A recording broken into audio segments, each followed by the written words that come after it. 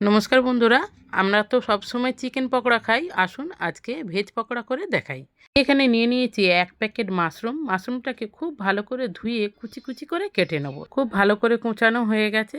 ওই মাশরুমটার মধ্যেই দিয়ে দেবো আগের থেকে কেটে রাখা একটা ক্যাপসিকাম, আর দিয়ে দেবো 2টো পেঁয়াজ, দিয়ে দেবো ধনেপাতা, কাঁচা লঙ্কা, অল্প করে দিয়ে দেবো বেসন, আর দিয়ে দেবো অল্প করে চালের গুঁড়ি। এরপরে একে একে দিয়ে দেবো স্বাদ মতো নুন, লঙ্কার গুঁড়ো, আর একটু দিয়ে দেবো হলুদ, আদা বাটা, রসুন বাটা।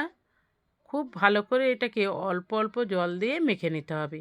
বেশি জল দেওয়ার দরকার নেই, কেননা পেঁয়াজ থেকে জল বেরোবে, সেই জন্য অল্প অল্প জল দিয়ে ছোট ছোট বড়ার আকারে ডুবো তেলে ভেজে নিলেই তৈরি হয়ে যাবে আমাদের ভেজ পকোড়া।